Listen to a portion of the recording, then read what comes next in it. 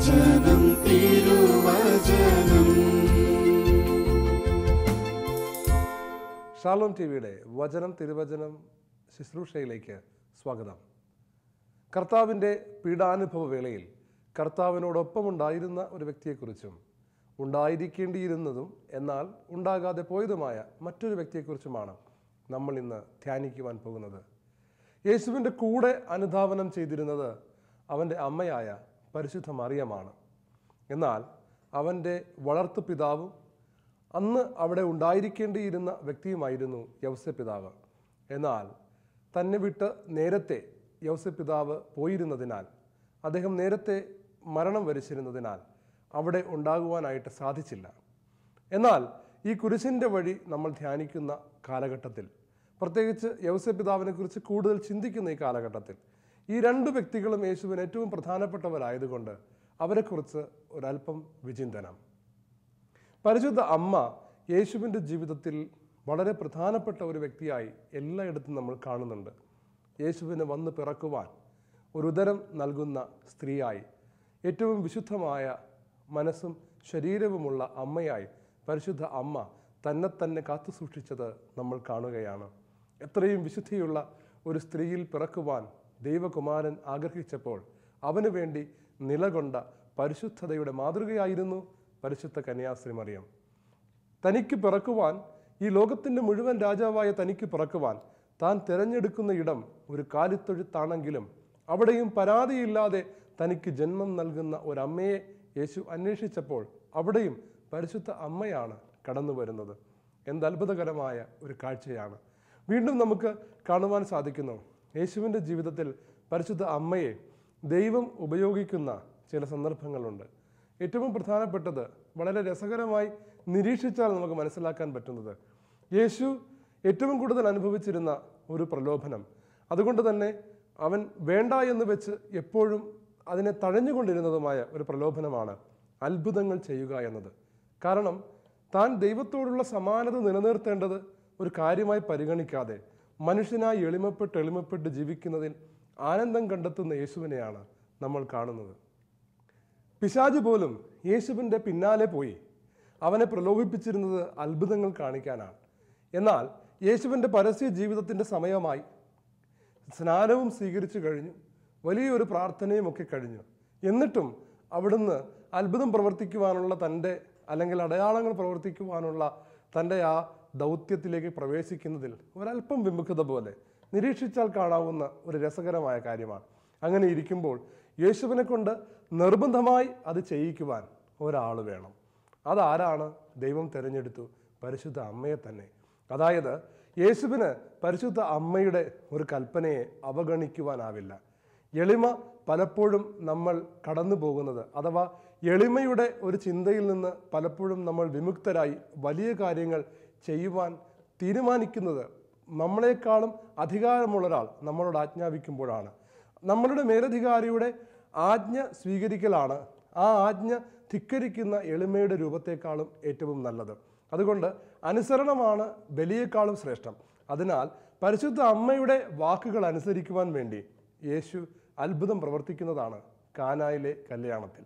അവിടെ പിതാവായ ദൈവത്തിനാണ് യേശുവിനെ ഒന്ന് ഉത്തേജിപ്പിക്കുവാനായി, യേശുവിൻ്റെ ഉദ്ഘാടനം, യേശുവിൻ്റെ അത്ഭുതങ്ങളുടെ ഉദ്ഘാടനം നടത്തുവാനായി യേശുവിൻ്റെ മേൽ അധികാരമുള്ള ഒരാളെ വേണമെന്നുള്ള പിതാവായ ദൈവത്തിൻ്റെ ആഗ്രഹമാണ് പരിശുദ്ധ അമ്മയിലൂടെ നിറവേറുന്നത്. വീണ്ടും നമ്മൾ കാണുന്നത്, യേശു അവിടെ അത് സഹിക്കുവാൻ തയ്യാറാണ്. എന്നാൽ ഒരമ്മയ്ക്കത് താങ്ങുവാനാവുന്നില്ല. സ്വന്തം പുത്രൻ എല്ലാവരാലും അപമാനിക്കപ്പെടുന്നു അല്ലെങ്കിൽ അവഗണിക്കപ്പെടുന്നു എന്ന് തോന്നുന്ന ഒരു സമയത്ത് അമ്മ വരുന്നുണ്ട്. എപ്പോഴാണ്? എങ്ങനെ? ഒറ്റപ്പെട്ട യേശു അഥവാ മറ്റുള്ളവരാൽ പരിത്യജിക്കപ്പെടുന്നൊരു സാഹചര്യത്തിൽ, അവരുടെ മധ്യത്തിൽ യേശു ഒരു വീട്ടിനുള്ളിലായിരിക്കുമ്പോൾ പുറത്ത് അമ്മ വന്ന് നിൽക്കുന്നതായി കാണുന്നു. തൻ്റെ മകനെ ആളുകൾ പരിത്യജിക്കുകയാണോ? അങ്ങനെയാണെങ്കിൽ താൻ അവൻ്റെ കൂടെയുണ്ട്. എല്ലാവർക്കും യേശുവിനെ വേണ്ട എന്ന് തോന്നുന്ന സ്ഥലത്താണ് എപ്പോഴും പരിശുദ്ധ അമ്മ യേശുവിൻ്റെ കൂടെ നിന്നിട്ടുള്ളത്. വ്യക്തമായിട്ട് ഒന്ന് നോക്കുക. യേശുവിൻ്റെ കൂടെ അനേകരുണ്ടായിരുന്ന സ്ഥലങ്ങളിൽ, ശിഷ്യഗണങ്ങൾ വാഴ്ത്തിപ്പാടിയ സ്ഥലങ്ങളിൽ ഒരിടത്തും നമ്മൾ അമ്മയെ കാണുന്നില്ല. യേശുവിന് ഏറ്റവും ആവശ്യമുണ്ടായിരുന്നിടങ്ങളിലും, യേശു പരിത്യജിക്കപ്പെട്ട് ഒറ്റപ്പെടുകയാണെന്ന് തോന്നുന്ന സ്ഥലങ്ങളിലും എല്ലായിടത്തും അമ്മയുണ്ട്. പ്രിയമുള്ളവരെ, അങ്ങനെയാണ് അമ്മ പീഡാനുഭവ വേളയിൽ യേശുവിൻ്റെ അടുക്കിലേക്ക് വരുന്നത്. കാരണം ശിഷ്യന്മാർ പരിത്യജിച്ചു, ആരുമില്ല. ഇപ്പോൾ വാഴ്ത്തി പാടുന്നവരില്ല. എന്നാൽ മകനെ, അവിടെ നിനക്ക് ഞാനുണ്ട് എന്ന് പറയുന്ന പരിശുദ്ധ അമ്മയുടെ സാന്നിധ്യം. പ്രിയമുള്ളവരെ, നമ്മൾ ഓർക്കണം, നമ്മുടെ കർത്താവിൻ്റെ മൗതിക ശരീരമാണ് സഭ. പലപ്പോഴും നമ്മുടെ സഭയും നമ്മുടെ കർത്താവും പീഡിപ്പിക്കപ്പെടുന്ന നിരവധി സന്ദർഭങ്ങൾ നമുക്ക് കാണുവാൻ സാധിക്കും. ഈ സമയങ്ങളിലൊക്കെയും പരിശുദ്ധ അമ്മയുടെ മനോഭാവമുള്ളവർ എന്നും മനുഷ്യരൊക്കെ അകന്നു പോകുന്ന ഒരു സാഹചര്യത്തിലാണെങ്കിലും യേശുവിൻ്റെ കൂടെ അമ്മയെപ്പോലെ കടന്നു വരും. കർത്താവിൻ്റെ കൂടെ ഞാനുണ്ടെന്ന് പറഞ്ഞ് കടന്നു വരും. ആ മാതൃകയാണ് പരിശുദ്ധ അമ്മ നമുക്കിവിടെ തരുന്നത്. നമുക്കറിയാം, നമ്മുടെ സഭയും നമ്മളുടെ കർത്താവിൻ്റെ മൗതിക ശരീരമായ സഭയിലെ മറ്റ് പ്രവർത്തനങ്ങളുമൊക്കെ ആളുകൾ കൊട്ടിഘോഷിക്കുകയും ഒരു വലിയ കാര്യമായി സഭ ഈ ലോകത്തിൻ്റെ മുമ്പിൽ നിൽക്കുകയും ചെയ്യുന്ന സമയത്ത് ഉന്നത പീഠങ്ങളിൽ ഇരിക്കുവാനും മറ്റ് പല കാര്യങ്ങളിലും സഭയോടൊപ്പവും അധികാരികളോടൊപ്പവും ആയിരിക്കുവാൻ ആളുകൾ തിക്കിത്തിരക്കും. എന്നാൽ സഭ വേദനിക്കുന്ന സ്ഥലങ്ങളിൽ, സഭ വേദനിക്കുന്ന ഇടങ്ങളിൽ, അവിടെയും ഇവിടെ യേശുവിൻ്റെ മൗതിക ശരീരത്തോടൊപ്പം ഞാനുണ്ടെന്ന് പറയാൻ എത്ര പേർ തയ്യാറാകും? അവിടെയാണ് അമ്മയുടെ മാതൃക. പ്രിയമുള്ളവരെ, ഓർമ്മിക്കണം, പൗലോസിൻ്റെ അടുക്കൽ കർത്താവ് കടന്നു വന്നിട്ട് ഒരു ചോദ്യം ചോദിക്കുന്നുണ്ട്. നീ പീഡിപ്പിക്കുന്ന ക്രിസ്തുവാകുന്നു ഞാൻ. പൗലോസ് സത്യമായും ഒന്ന് ഞെട്ടിക്കാണണം. കാരണം ക്രിസ്തു നേരത്തെ കുരിശിൽ തറയ്ക്കപ്പെട്ട് മരിച്ചുപോയി. കർത്താവ് സ്വർഗാരോഹണം ചെയ്തു. ഇതെല്ലാം പൗലോസ് വിശ്വസിക്കുന്നുണ്ട്, അറിയുന്നുണ്ട്. ശിഷ്യന്മാർ അങ്ങനെ അവകാശപ്പെടുന്നത് പൗലോസ് കേട്ടിട്ടുണ്ട്. ആ പൗലോസിനറിയാം യേശു എന്തായാലും മരിച്ചു കഴിഞ്ഞു. ഈ മരിച്ച യേശുവിനെ താൻ ഒരിക്കലും പീഡിപ്പിക്കുന്നില്ല. അപ്പോൾ എങ്ങനെയാണ് താൻ യേശുവിനെ പീഡിപ്പിക്കുക? പൗലോസിന് കാര്യം മനസ്സിലായി. താൻ യേശുവിനെ അല്ല പീഡിപ്പിക്കുന്നത്, താൻ സഭയെയാണ് പീഡിപ്പിക്കുന്നത്. അതുകൊണ്ട് യേശു പൗലോസിനോട് പറയുകയാണ്, നീ പീഡിപ്പിക്കുന്ന ക്രിസ്തുവാകുന്നു ഞാൻ. അതായത് സഭയെ പൗലോസ് പീഡിപ്പിക്കുമ്പോൾ യേശുവിനെയാണ് പൗലോസ് പീഡിപ്പിച്ചത്. ഈ ഒരു അനുഭവം, സഭയിൽ നിലനിൽക്കുന്ന യേശുവിനെ കണ്ടെത്തിയ അനുഭവം കൊണ്ടാണ് പൗലോസ് പറഞ്ഞത്, സഭയെന്ന് പറയുന്നത് മറ്റാരുമല്ല കേട്ടോ, അത് യേശുവാണ്. സഭയെ തൊട്ടാൽ യേശുവിനെ തൊട്ടതുപോലെയാണ്. സഭയെ സ്നേഹിച്ചാൽ യേശുവിനെ സ്നേഹിച്ചതുപോലെയാണ്. സഭയെ വളർത്തുമ്പോൾ യേശുവിനെ വളർത്തുന്നത് പോലെയാണ്. ഈ അനുഭവം പൗലോസിന് കിട്ടിയതുപോലെ പരിശുദ്ധ അമ്മ നമുക്ക് കാണിച്ചു തരുന്നത് പോലെ നമ്മുടെ ജീവിതത്തിലേക്ക് പ്രാവർത്തികമാക്കുമ്പോഴാണ് നമ്മൾ ഈ കുരിശിൻ്റെ വഴിയിൽ യഥാർത്ഥത്തിൽ ക്രിസ്തുവിനെ അനുധാവനം ചെയ്യപ്പെടുന്നതായി കാണപ്പെടേണ്ടത്. പ്രിയമുള്ളവരെ, ക്രിസ്തു പീഡാനുഭവം ഏറ്റെടുത്തിരിക്കുന്നത് ഈ ലോകത്തിൽ നമ്മൾ സഭ ഉള്ള കാലത്തോളം നമുക്ക് കാണുവാൻ സാധിക്കും.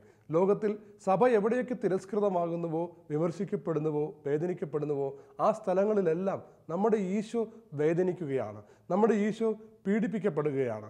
ഈ സമയത്ത് പീഡാനുഭവം ധ്യാനിക്കുന്നൊരു വ്യക്തിക്ക് ഈശോയോടൊപ്പം നിൽക്കുവാൻ അവൻ തിരഞ്ഞെടുക്കുന്ന മാർഗം സഭയുടെ കൂടെ നിൽക്കുക എന്നുള്ളതാണ്. വീണ്ടും നമുക്ക് ഔസേപ്പിതാവിലേക്ക് കടന്നു വരാം.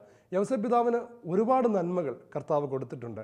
ഞാൻ ഇങ്ങനെ ചിന്തിക്കുമ്പോഴും ധ്യാനിക്കുമ്പോഴും എൻ്റെ മനസ്സിലേക്ക് ഓടി വരുന്നൊരു കാര്യമുണ്ട്. എന്തുകൊണ്ടാണ് കർത്താവ് ഔസേപ്പിതാവിനെ നേരത്തെ വിളിച്ചത്? അതിനൊരു പ്രധാന കാരണമുണ്ട്. ഈ പീഡാസഹന വേളയിൽ ഔസേപ്പിതാവ് ഉണ്ടാകാൻ പാടില്ല. എന്താണ് കാരണമെന്നറിയാമോ? ഔസേപ്പിതാവിന് ഒരു വലിയ വരമുണ്ട്. യേശുവിനെ രാജാക്കന്മാരുടെ കൈകളിൽ നിന്ന് പോലും രക്ഷപ്പെടുത്തി കൊണ്ടുപോകാനുള്ള വരം. രാജാവല്ല, ആര് ശ്രമിച്ചാലും യേശുവിൻ്റെ പുറത്ത് ഒരു പോറൽ പോലും ഏൽക്കാതെ യേശുവിനെയും കൊണ്ട് ഏത് ദേശത്തു നിന്നും മറ്റൊരു ദേശത്തേക്കും ഓടിക്കളയുവാനും രക്ഷിക്കുവാനും സംരക്ഷിക്കുവാനുമുള്ള അത്ഭുത വരപ്രാപ്തനാണ് ഔസേപ്പിതാവ്. ആ ഔസേപ്പിതാവ് ജീവിച്ചിരിക്കുമെങ്കിൽ, ആ വരത്തോടുകൂടി ഔസേപ്പിതാവ് ജീവിച്ചിരിക്കുമെങ്കിൽ യേശുവിനെ തൊടാൻ ആർക്കാണ് സാധിക്കുക? ആ വരപ്രാപ്തനായ ഔസേപ്പിതാവിനെ അവൻ്റെ ദൗത്യം കഴിഞ്ഞപ്പോൾ പിതാവായ ദൈവം തൻ്റെ അടുക്കിലേക്ക് വിളിക്കുകയാണ്. നമ്മൾ കാണണം, അവിടെയും പരിശുദ്ധ അമ്മ യേശുവിനോട് അത്ഭുതം ആവശ്യപ്പെടുന്നില്ല. പരിശുദ്ധ അമ്മയ്ക്ക് ദൈവം യേശു അത്ഭുതം പ്രവർത്തിക്കണം എന്ന ആഗ്രഹമുള്ള സ്ഥലത്ത് മാത്രം യേശു അത്ഭുതം പ്രവർത്തിച്ചാൽ മതി. താൻ വിധവയാകാൻ പോവുകയാണ്, തൻ്റെ ഭർത്താവ് മരിക്കാൻ പോവുകയാണ്, മരിച്ചവരെ മരണത്തിൽ നിന്ന് ഉയർപ്പിക്കുവാൻ കഴിവുള്ള യേശു തൻ്റെ അടുക്കലിരിക്കുകയാണ്. അവൻ്റെ കൈകളിൽ കിടന്നാണ് യൗസേപ്പ് മരിക്കുന്നത്. എന്നാലും പരിശുദ്ധ അമ്മ യേശുവിനോട് ആവശ്യപ്പെടുന്നില്ല യൗസേപ്പിതാവിനെ എഴുന്നേൽപ്പിക്കുവാൻ, മരണത്തിൽ നിന്ന് ഉയർപ്പിക്കുവാൻ. സമാധാനമായ മരണത്തോടുകൂടി യൗസേപ്പിതാവ് പോവുകയാണ്.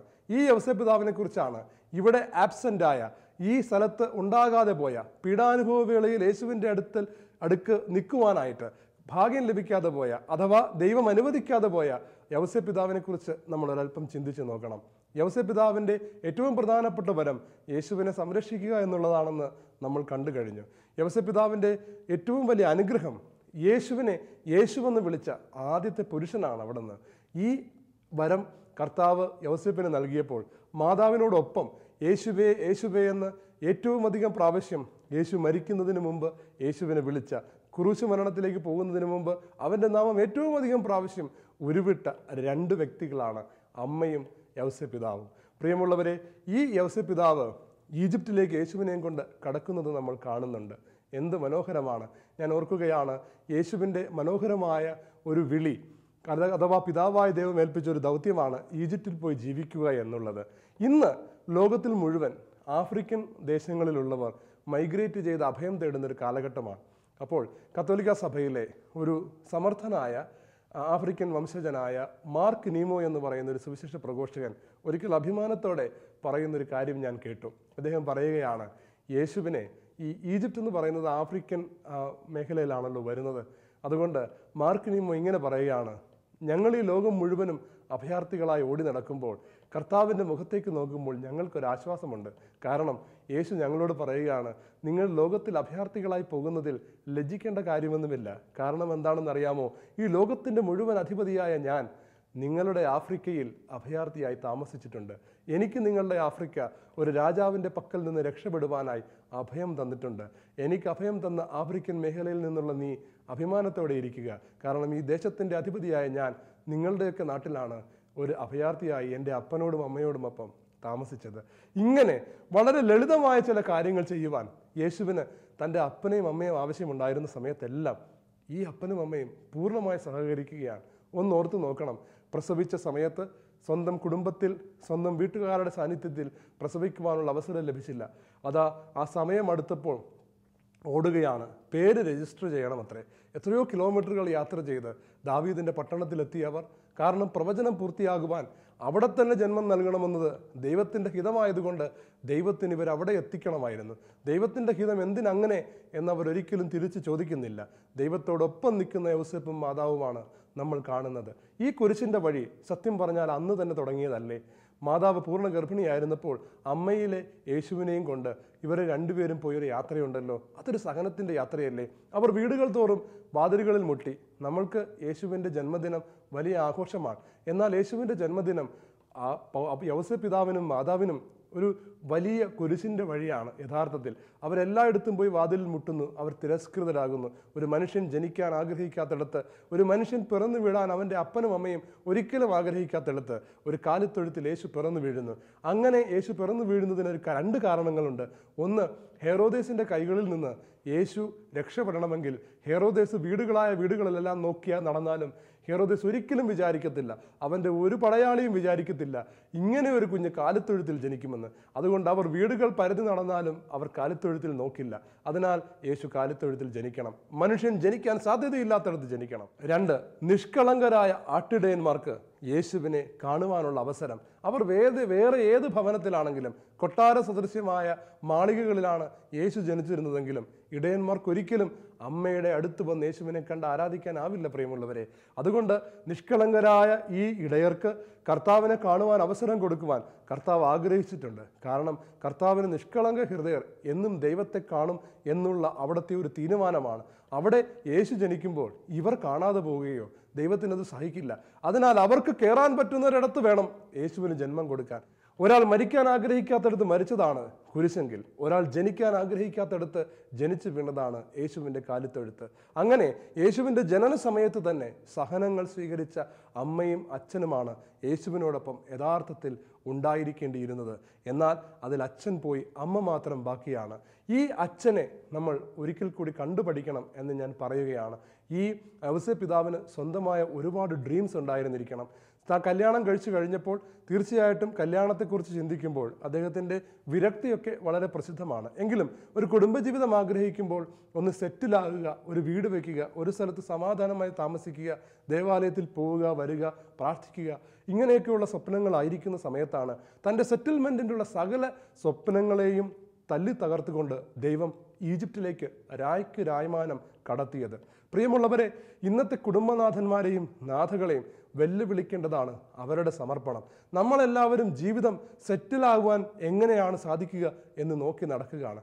എന്നാൽ ക്രിസ്തുവിന് ജന്മം കൊടുക്കുവാൻ, ക്രിസ്തുവിൻ്റെ സഭയെ വളർത്തുവാൻ, നമ്മളുടെ സെറ്റിലാകാനുള്ള സ്വപ്നങ്ങളെ ദൈവം ഒരല്പം തച്ചുടയ്ക്കുവാൻ ശ്രമിച്ചാൽ ആ ദൈവത്തോടൊപ്പം നിൽക്കുവാൻ നമ്മൾ തയ്യാറാകുമോ? പ്രിയമുള്ളവരെ, അങ്ങനെ തയ്യാറാകുന്ന നിരവധി കുടുംബങ്ങളെ ഞാൻ കണ്ടിട്ടുണ്ട്. സ്വന്തം ജീവിതം സെറ്റിലാകുന്നതിനേക്കാൾ സഭ ശക്തമായി വളരുന്നതാണ് സാധ്യതയെങ്കിൽ ആ സാധ്യതയ്ക്ക് വേണ്ടി ജീവിതം സമർപ്പിച്ചിട്ടുള്ള ഒത്തിരി പേരുണ്ട്. അങ്ങനെ എല്ലാവരെയും ദൈവം വിളിക്കണമെന്നില്ല. എന്നാൽ അങ്ങനെ വിളി ദൈവം നൽകുന്നുവെന്നുണ്ടെങ്കിൽ സ്വന്തം ജീവിതം കരിപ്പിടിപ്പിക്കുവാൻ വേണ്ടി ശ്രമിക്കുന്നതിനിടയ്ക്ക് ദൈവം യേശുവിൻ്റെ മൗതിക ശരീരമായ സഭയെ വളർത്തിക്കൊണ്ടുവരുവാൻ നമ്മൾ വിളിക്കുന്നതായി നമുക്ക് തോന്നിയിട്ടുണ്ടെങ്കിൽ ആ വിളി ഏറ്റെടുക്കുവാൻ വേണ്ടി സെറ്റിൽമെൻറ്റിനുള്ള പ്രലോഭനത്തെ തോൽപ്പിക്കുവാൻ, അതിൻ്റെ ആ കവചത്തെ പൊട്ടിച്ച് പുറത്തു വരുവാൻ നമുക്ക് സാധിക്കുന്നുണ്ടോ എന്ന് നമ്മൾ നോക്കണം. പ്രിയമുള്ളവരെ, യേശുക്രിസ്തു അവരുടെ കുടുംബത്തിൽ വളർന്നു വന്നു എന്ന് നമ്മൾ കാണണം. ഒരു കുടുംബത്തിൽ യേശുക്രിസ്തു വളർന്നു വരിക എന്ന് പറയുന്നത് അത്ഭുതകരമായ കാര്യമാണ്. ഇന്നും നമ്മളുടെ കുടുംബത്തിൽ യേശുക്രിസ്തു വളർന്നു വരിക തന്നെ ചെയ്യും. അവൻ നമ്മളുടെ കുടുംബത്തിലുണ്ട്. അവൻ്റെ സാന്നിധ്യം നമ്മളുടെ കുടുംബത്തിലുണ്ട്. നമ്മളുടെ കുടുംബത്തിൽ പരസ്പരമുള്ള സ്നേഹം വളർന്നു വരുന്ന എല്ലാ സമയത്തും യേശുക്രിസ്തു വളർന്നു വരികയാണ്. അവിടെ അപ്പന് ഒരു ദൗത്യമുണ്ട്. യൗസേപ്പ് പിതാവ് ആ ദൗത്യം ഏറ്റെടുത്തു. എന്തായിരുന്നു ആ ദൗത്യം? ദൈവം ആഗ്രഹിക്കുന്നിടത്തേക്ക് തൻ്റെ കുടുംബത്തെ കൊണ്ടുപോവുക, ദൈവം ആഗ്രഹിക്കുന്ന കാര്യങ്ങൾ മാത്രം തൻ്റെ കുടുംബത്തിൽ വരുത്തുക. ഇങ്ങനെ തീരുമാനമെടുക്കുന്ന ഒരപ്പൻ, അതിന് അനുകൂലമായ നിലപാടെടുക്കുന്ന ഒരമ്മ, ഇവരെ രണ്ടുപേരെയുമാണ് നമ്മൾ അവിടെ കാണുന്നത്. പ്രിയമുള്ളവരെ, പരിശുദ്ധ അമ്മ യേശുവിൻ്റെ അടുക്കലേക്ക് കടന്നു വരുന്ന സമയത്ത് യേശു എന്ന മനുഷ്യപുത്രൻ ആ സമയം ഞാനീ പറഞ്ഞ സംഭവങ്ങളെല്ലാമാണ് ഓർക്കുന്നത്. എന്താണെന്നറിയാമോ? തൻ്റെ അപ്പൻ തൻ്റെ സെറ്റിലാകുവാനുള്ള ആഗ്രഹങ്ങളും സ്വപ്നങ്ങളും ഉപേക്ഷിച്ച് രാമാനം തൻ്റെ സ്വന്തം ദേശത്ത് നിന്ന് ബെത്ലഹേമിലേക്ക് പോയത്, അവിടെ നിന്ന് രാമാനം തന്നെ വീണ്ടും ഈജിപ്തിലേക്ക് പോയത്, അവിടെ വർഷങ്ങൾ താമസിച്ചത്, ഇതെല്ലാം തൻ്റെ ഈ കുരിശു മരണത്തിന് വേണ്ടി തന്നെ സംരക്ഷിക്കാനും ഒരുക്കാനുമായിരുന്നു എന്ന സത്യം യേശുവിന് തൻ്റെ അപ്പൻ്റെ സമർപ്പണം ഊർജം പകർന്നു. എൻ്റെ അപ്പൻ ത്യാഗം ചെയ്തത് എന്നെ ഇവിടേക്ക് കൊണ്ടുവരാനായിരുന്നു, ഞാനിവിടെ വിജയിക്കുന്നതിന് വേണ്ടിയിട്ടായിരുന്നു.